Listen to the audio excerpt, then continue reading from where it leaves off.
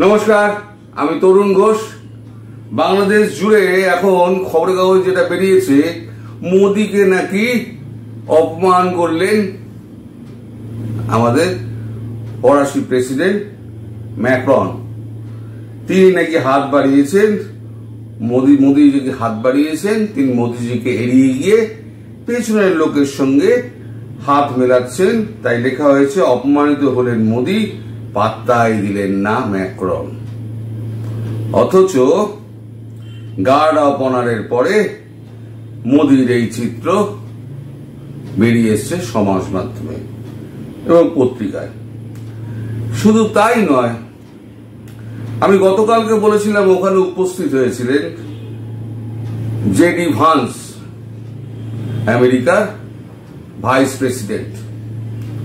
গতকাল তিনি সপরিবারে, মানে বউ বাচ্চা সমেত মোদিজির সঙ্গে দেখা করেন। দেখা করে তাদের সঙ্গে আলাপ করিয়ে দেন, বাচ্চাদের রীতিমতো তিনি আদর করেন এবং সবাইকে নিয়ে একটা ফটো সেশন করেন। এইগুলো কিন্তু বাংলাদেশ মিডিয়াতে ছাপা হবে না। যত পারো ভারত বিদ্বেষ করো, ভারত বিদ্বেষ না হলে পরে পেটের ভাত হজম হয় না এদের। অথচ ভারত যদি ভিসা না দেয়, ভারত যদি চাল ডাল রেল না দেয়, তাহলে বলবে পুঁজিবাদের দালাল, সাম্রাজ্যবাদীদের দালাল, মোদি গণহত্যাকারী, এই সব বলে দেখে দেবেন। তো এরা হলো দুমুখ সাপ। এরা ট্রাম্পের নামে গালাগালি করবে, কারণ ট্রাম্প ইউএস এইড বন্ধ করে দিয়েছেন। ট্রাম্প আর দান সত্ত্ব খুলবেন না। ট্রাম্প বলেছেন তিনি ট্যারিফ বসাবেন, সকলের ক্ষেত্রেও ট্যারিফ বসাবেন, আমাদের ক্ষেত্রেও ট্যারিফ বসাবেন। ট্যারিফ বসিয়েছেন, তাতে ভারতের কোনো আপত্তি নেই। ভারতের কাছে উনি বলেছেন, আমি 18,000 ভারতবাসীকে ফেরত দেবো। ভারত বলেছে, আমাদের কোনো আপত্তি নেই, আমাদের একটা শর্ত আছে। সেই শর্ত হচ্ছে, ওখানে যে সমস্ত ক্রিমিনালস গুলো রয়েছে, আমরা যাদের ডিপোর্ট করার জন্য বারবার অনুরোধ করে যাচ্ছি, তাদেরকে ডিপোর্ট করা হচ্ছে না, তাদেরকেও ডিপোর্ট করতে হবে। তারাও ওখানে অবৈধ অভিবাসকারী, তারা ওখানে রাজনৈতিক আশ্রয়ে তারা ওখানে থাকছে এবং ভারতের বিরুদ্ধে বিদ্বেষ ছড়াচ্ছে। ট্রাম্প রাজি হয়ে গেছে। এই নিয়ে আর একটা খবর আছে, আমি রাত্রি 9টার সময় করব। এখন এই যে আমাদের বাংলাদেশ হচ্ছে দুমুখ সাপ। ও যে পাতে খাবে সেই পাতেই থুতু ফেলবে। ভালো চাল ডাল না দিলে পরে না খেতে পেয়ে মরতে হবে, সেটা এরা খুব ভালো করে অনুভব করে।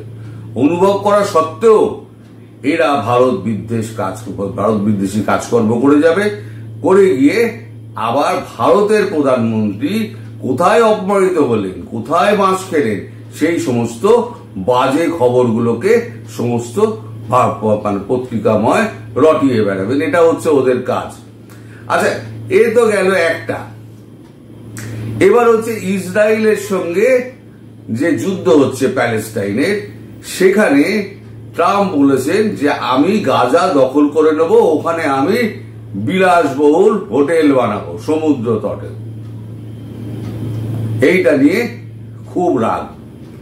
এখন এইটা নিয়ে একটা ভিডিও হয়েছে, সেটা হচ্ছে ঢাকা বিশ্ববিদ্যালয়ে ট্রাম্পের একটা ছবি আর একটা নেতানিয়াহুর ছবি লাগিয়ে সেখানে সবাই জুতো মারছে। তারপর এর সম্পর্কে ট্রাম্পের বক্তব্য কি, তিনি টুইটারে কি দিয়েছেন, সেটাও আমি আপনাদের দেখাবো। তাহলে ট্রাম্প এদের সঙ্গে কিরাম ব্যবহার করবে, তার মানে বুঝতেই পারছেন। পিপিলিকা পাখা ওড়ে মরিবার তরে এদের অবস্থা হয়েছে সেইটা। আমি বলছি না বাংলাদেশের সব মানুষ খারাপ। বাংলাদেশে আমি বরাবর বলি 99.99% মানুষ খারাপ, এই ভালো। আর ওই 0.1% যেগুলো আছে না, এই লাখখানে, এরা হচ্ছে সারা বাংলাদেশ জুড়ে একেবারে নেত্য করে যাচ্ছে। এবার বলুন, এই ছবিটা দেখার পর, ভিডিওটা দেখার পর ট্রাম্পকে খুব সন্তুষ্ট হবেন? নিশ্চয়ই সন্তুষ্ট হবেন না। তিনি একখানা লম্বা চওড়া একখানা স্টেটমেন্ট একটা জারি করে দিয়েছেন। তিনি তার পোস্টে লিখেছেন, Donald J Trump at Dhaka University, so-called student, member of the militant organization Hizbut Tahrir, throws shoes at portrait of Donald Trump and Netanyahu. Bangladesh begs for US aid and insult our flag and leaders. Soros funded these people last year. Are they trustworthy? তারা কি বিশ্বাসযোগ্য? তার সঙ্গে নিচে ওই ছবির একটা still ছবি এবং একটা ভিডিও তিনি জুড়ে দিয়েছেন। সেই ভিডিওটা থেকে আমি আবার ভিডিও নিয়েছি এবং আমার বাংলাদেশের অনেক বন্ধু বান্ধব এই ভিডিওটা আমায় পাঠিয়েছে। আমি ট্রাম্প যে ভিডিওটা দিয়েছেন সেই ভিডিওটা আমি এখানে লাগিয়ে দিয়েছি। তা এখন আপনারা বলুন, ট্রাম্প যে ইউএস এইড যে বাংলাদেশে বন্ধ করেছে এবং বিভিন্ন রাষ্ট্রে বন্ধ করেছে, সেটাই খুব ভুল কাজ করেছে?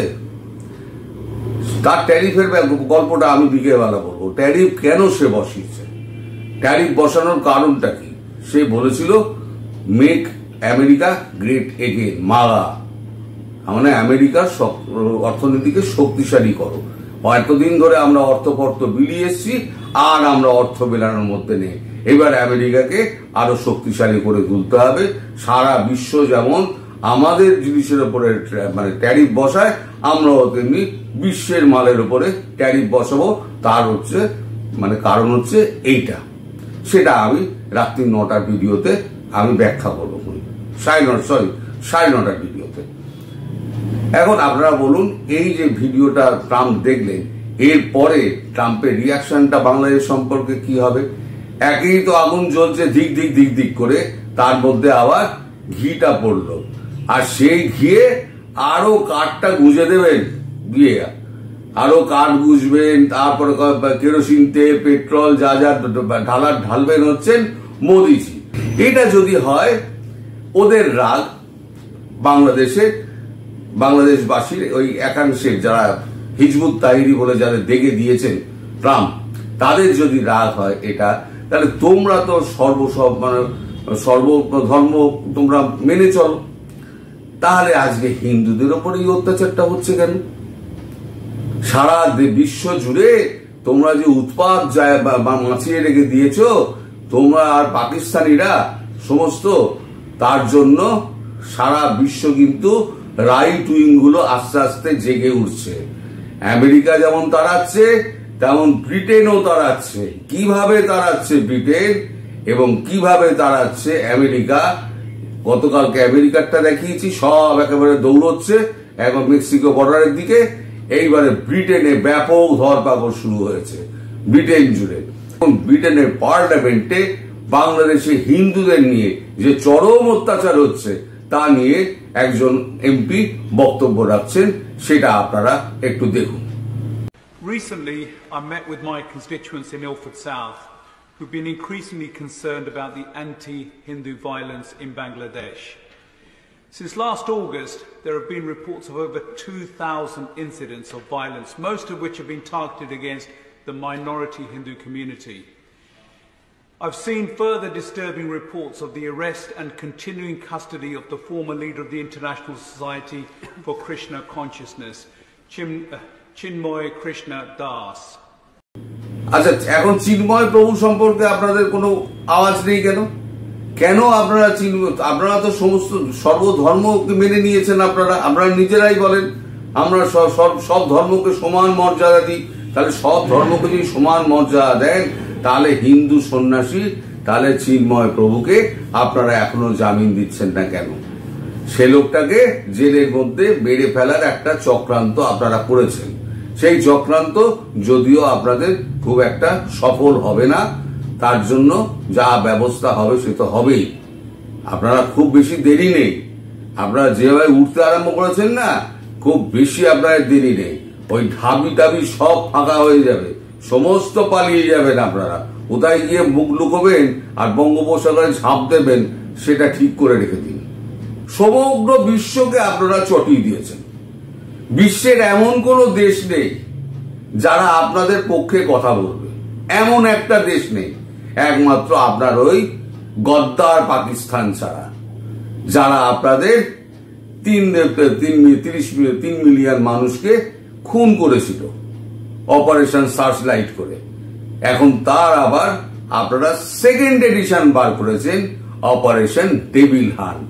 আমার কাছে এমনও ভিডিও এসছে যে আওয়ামী লীগকে একটা লোক ছেলেকে ডেকে এনেছে, পুলিশ ডেকে এনে তার সঙ্গে কথা বলতে বলতে দাঁড়াম করে গুলি চালিয়ে দিল। ইউটিউবে তো দেখানো যাবে না, তাই আমি ওগুলো দেখাতে পারবো না। কিন্তু এই ঘটনা আপনারা সবাই সোশ্যাল মিডিয়ার মাধ্যমে আপনাদের কাছে পৌঁছে গেছে, বলে আমার কাছেও পৌঁছেছে। বলে আপনারা জানেন যে এই অপারেশন ডেভিল হান্টের নামে এক সময় যেমন অপারেশন সার্চ লাইটের নামে সমস্ত বুদ্ধিজীবী খতম করার চেষ্টা করা হয়েছে, রাজনৈতিক নেতা খতম করার চেষ্টা করেছিল পাকিস্তান, সেই রকম অপারেশন ডেভিল হান্ট। ডেভিলরা হান্ট করছে ডেভিল খুঁজে খুঁজে, যারা ডেভিল নয় তার জন্য ডেকে ডেকে বাড়ি থেকে এনে কাউকে ফাঁসিতে ঝুলিয়ে দিচ্ছে গাছের ডালে, আর কাউকে প্রকাশ্যে গুলি করে মেরে দিচ্ছে। তাহলে এই যখন ক্ষমতা বদল হবে, এই সমস্ত পুলিশ যখন আবার মার খাবে, তখন কি জনতা তাদের ঠেকাতে যাবে? এই পুলিশ কিন্তু আবার জেগে উঠেছে, বাংলাদেশি পুলিশের হিংস্রতা আবার জেগে উঠেছে। এই পুলিশ কত খতরনাক হয়ে উঠেছিল হাসিনার আমলে, হাসিনা ঢিলা দিয়েছিলেন বলে হাসিনার আমলে এত ঢিলে মানে খতরনাক হয়ে উঠেছিল। এই যে ডিবি ওই হারুন না কি নাম, তার সেটা একবার ত্রাস হয়ে গেছিল, সে ত্রাস হয়ে গেছিল, এত তার অত্যাচার বেড়ে গেছিল। এরা সব এখন সমস্ত গা ঢাকা দিয়েছে, কেউ পালিয়ে গিয়েছে, কেউ চোরে চুপে এদিক ওদিক লুকিয়ে রয়েছে। তা এদেরও অবস্থা, এই সব পুলিশের অবস্থা। এক চট্টগ্রামের পুলিশ কমিশনার আছে, তারও যা অডিও যে ভাইরাল হয়েছে সেগুলো আমার কাছে এসছে। তাদের যে অবস্থা হবে তারা কিন্তু কল্পনা করতে পারছেন না। ক্ষমতা বদল তো খুব শিগগিরই হবে, আর ক্ষমতা বদল হলে তার দায়, এই মৃত্যুর দায় সম্পূর্ণ ওই পুলিশ এবং এই পুলিশ কর্তাদের থাকবে, আর এই নেতাদের থাকবে। আর ডক্টর ইউনূস, আপনি তৈরি হয়ে থাকুন, আপনার জন্য যে ব্যবস্থা পাকা হচ্ছে সেটা হচ্ছে 13 তারিখে। ফাইনাল ডেট বলে দিলাম 13 ফেব্রুয়ারি আপনার পাকাপাকি ব্যবস্থা হবে।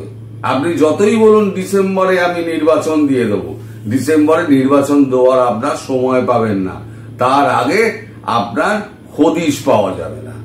আপনি কোথায় থাকবেন, কি করবেন না করবেন তা আমি এখন বলতে পারবো না, সে তো ঈশ্বর জানে আর আপনি জানেন।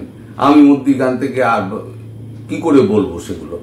যাই হোক, আমি আবার যেগুলো বলবো সেটা হচ্ছে আপনাদের পোল খোলা, সেটা হচ্ছে 9:30টার সময়, মানে আপনাদের ওখানে 10টার সময় ভিডিও যেটা গিয়ে পৌঁছবে। ততক্ষণ সবাই ভালো থাকবেন, সুস্থ থাকবেন এবং এই শয়তানগুলো থেকে সাবধানে থাকবেন। নমস্কার।